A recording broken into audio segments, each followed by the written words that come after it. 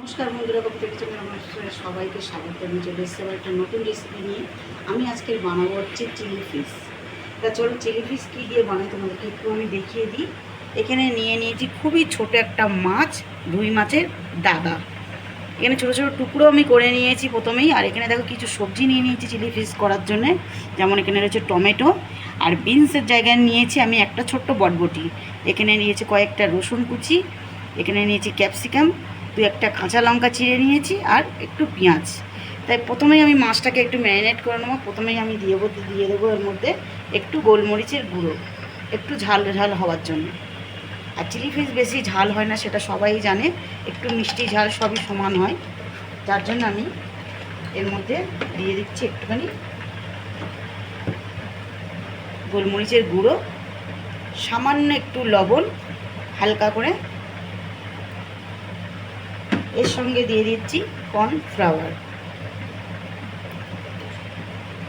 এখানে দিয়ে দিলাম 1.5 চামচ। খুব অল্প দিয়ে দেবো সয়া সস, একটু টেস্ট আনার জন্যে। আর এইভাবে যদি করো খুব দারুণ লাগবে খেতে। আর সামান্য একটু লেবুর রস,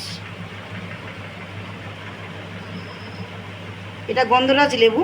আর এটা ম্যারিনেট করে আমি 5 মিনিটের জন্য একটা সাইড করে রাখবো।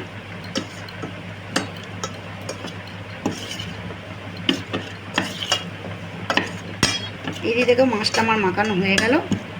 এটা 5 মিনিটের জন্য আমি রেস্টে রেখে দেবো। এই দিকে দেখো আমি তেল বসিয়ে দিয়েছি। আর এইদিকে 5 মিনিট হয়ে গেছে, আমার মাছটা রেস্টে রেখেছিলাম। মাছগুলো আমি একটু ভেজে নেব।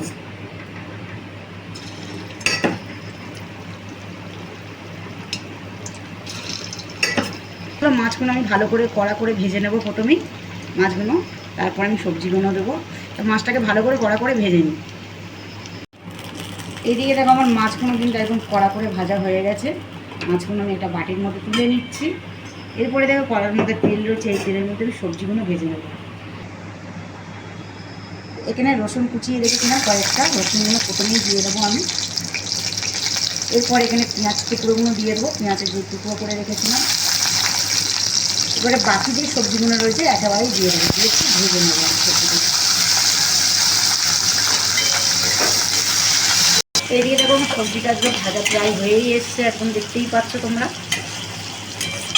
আর এখানে যে মাছটাকে মাখিয়ে রেখেছিলাম, মাছের মধ্যেই যে সস দিয়ে মাখিয়েছিলাম, ওর মধ্যেই আমি একটু কর্নফ্লাওয়ার নিয়ে নিতে ঠিক 1 চামচ মতন। তার মধ্যে একটু জল নিয়ে আমি একটু ব্যাটার করে রেখে দিয়েছি। এদিকে দেখো ব্যাটারটা আমি রেডি করে রেখেছি। এইদিকে সবজিটা ভাজা হয়ে গেলেই আমি কিন্তু এই সবজির মধ্যে এই ব্যাটারটা আমি দিয়ে দেবো। এখানে সবজিটা আমার ভাজা হয়ে গেছে, এর মধ্যে দিয়ে দেবো সামান্য একটু গোলমরিচের গুঁড়ো, স্বাদ মতন একটু লবণ দিয়ে দেবো, খুবই অল্প লবণ দিয়ে দেবো। এটাকে একটু ছাড়ার পরেই এখানে যে আমি ব্যাটারটা গুলে রেখেছিলাম এই ব্যাটারটা আমি দিয়ে দেবো। আর পরিমাণ মতন একটু আমি জল দিয়ে দেবো, যাতে সবজিগুলো সেদ্ধ হয়ে যায়। আর এই দিয়ে যে মাছটা আছে আমি ভেজে রেখেছি, মাছটাকেও দিয়ে দেবো এর মধ্যে। তাহলে মাছটা ভালো সুন্দর করে সেদ্ধ হয়ে যাবে, আর এর মধ্যে গ্রেভিটাও ঢুকে যাবে।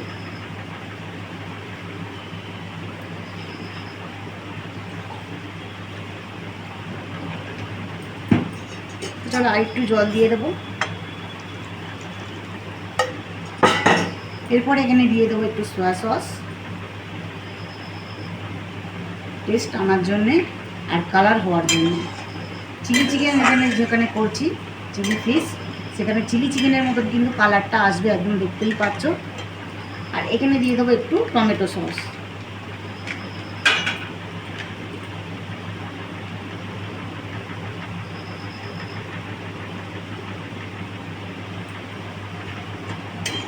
এটাকেও নাড়াচাড়া করে নেবো। আর এখানে যে মাছটাকে আমি ফ্রাই করে রেখেছিলাম মাছটাও দিয়ে দেবো। চলো 5 মিনিটের মতন একটু ফুটিয়ে নেবো আমি ভালো করে। টোটালি একদম কিন্তু আমার রেডি চিলি ফিশ। তা এইদিকে দেখো চিলি ফিশটা আমার একদম রেডি, দেখতেই পাচ্ছ ঝোলটা কত সুন্দর গাঢ় হয়ে গেছে আর দারুণ একটা গন্ধ বেরিয়েছে। সর্বশেষে আমি দিয়ে দেবো একটুখানি আজিনামোটো, খুব সামান্য একটুখানি নিয়ে কয়েকটা দানা ছড়িয়ে দিলাম। আর এদিকে গ্যাসটা আমি একদম অফ করে দিলাম, একটা পাত্রের মধ্যে ঢেলে নেব। তা চলো আমার রেডি একদম রান্না। আর সত্যিই বলছি তোমাদেরকে, গন্ধটা যা অসাধারণ ছাড়ছে, এটা চিকেন কি মাছ কেউ বুঝতেই পারবে না।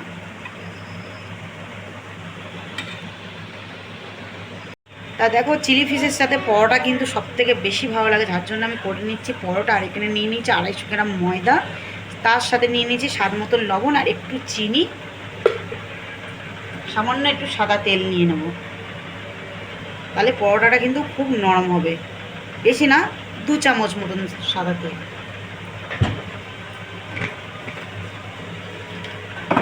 এই সব উপকরণগুলো একটু ভালো করে মিক্স করে নেব ময়দার মধ্যে।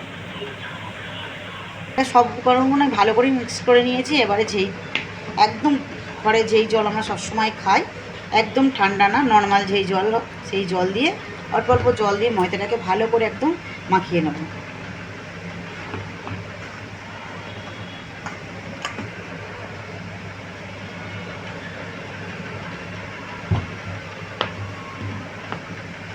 তো চলো ময়দাটাকে ভালো করে মিক্স করে নিই। এই দিয়ে দেখো ময়দাটা আমার পুরো মাখানো রেডি হয়ে গেছে। আর কতটা সুন্দর নরম আমি করে নিয়েছি, দেখতেই পাচ্ছ তোমরা। এবার চলো লেচি কেটে নেব। প্রথমে আমি লেচিগুলো কেটে নেব। খুব বেশি বড় সাইজ করবো না, খুব ছোট করবো না, মিডিয়াম রাখবো, যেরকম আমরা রুটির সাইজের করি ঠিক ওই রকমই রাখবো।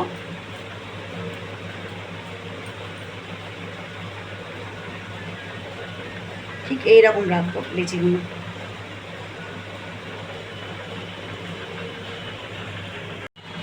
এদিকে দেখো লেচি আমার কাটা হয়ে গেছে। আর লেচি কেটেই আমি গোল করে নিয়েছি। প্রথমে তো আমি নিয়ে নেবো একটা বাটিতে তেল। এটা তোমরা ময়দা দিয়েও বেলতে পারবে বা তেল দিয়েও বেলতে পারবে। তেল দিয়ে বেললে কী হবে, ময়দার পরোটাগুলো খুব নরম হবে। আর আটা দিয়ে বেললে পরোটা যদি কিছুক্ষণ রাখার পরে কিন্তু একটু চামড়া চামড়া টাইপের হয়, শক্ত শক্ত টাইপের হয়ে যায়, তাহলে ছিঁড়তে একটু অসুবিধা হয়। আর তেল দিয়ে বেললে কিন্তু তুমি যতক্ষণ আগে রেখে দিয়ে খাবে ঠিক সেই রকমই নরম থাকবে। তা চলো একটা ফ্রাই প্যান বসিয়ে দিই আমি পরোটা ভাজার জন্য।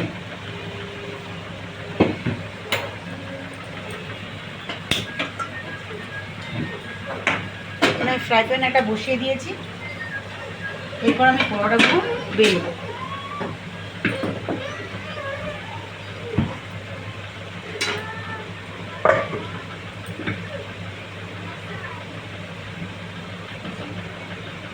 একটু তেল লাগিয়ে নিয়েছি আমি। প্রথমে একটু গোল করে নেব আমি, এরপরে আবার একটু তেল দিয়ে নেব। যতটা পারবে ততটা পাতলা করবে পরোটাটা। আর একটু চেষ্টা করবে কোণগুলো পাতলা করার জন্যে। কোণগুলো কিন্তু অনেক সময় মোটা থেকে যায়, আর মোটার কারণে কিন্তু পরোটাটা দেখতেও ভালো লাগে না, আর খেতেও সত্যি ভালো লাগে না।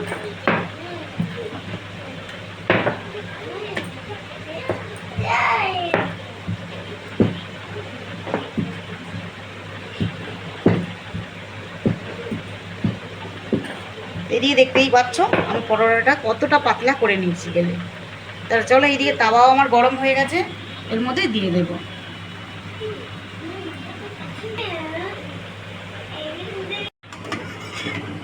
হালকা করে পরোটাটা আমি প্রথমে সেঁকেই নিয়েছি, নিয়ে এরপরে আমি তেল দেবো, সাদা তেল।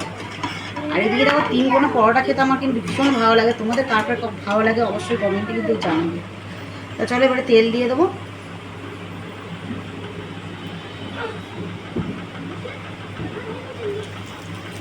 এবারে এটাকে আমি একটু ভালো করে ভেজে নেব, এপুট এপুট করে ভালো করে।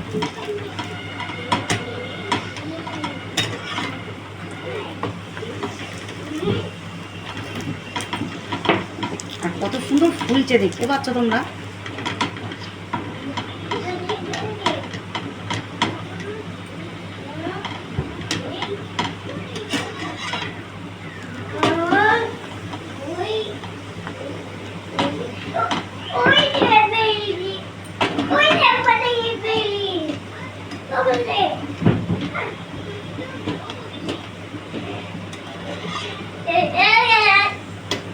কত কম তেলে দেখো কত সুন্দর পরোটা হয়ে গেল।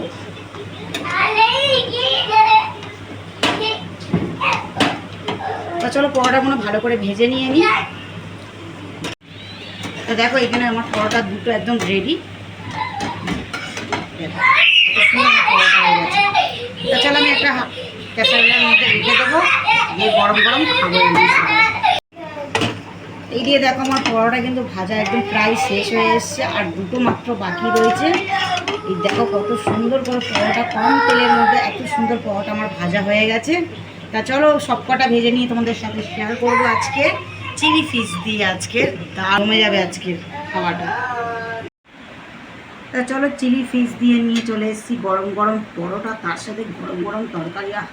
সত্যি কথা বলতে গেলে পরোটাটা যা নরম হচ্ছে না, সত্যি তোমাদের বিশ্বাস করবে না তোমরা, এত কম তেলে এত সুন্দর পরোটা বানানো যায় সেটা।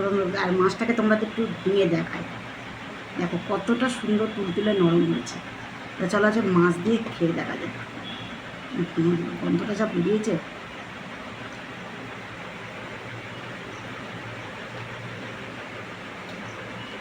দারুণ দারুণ।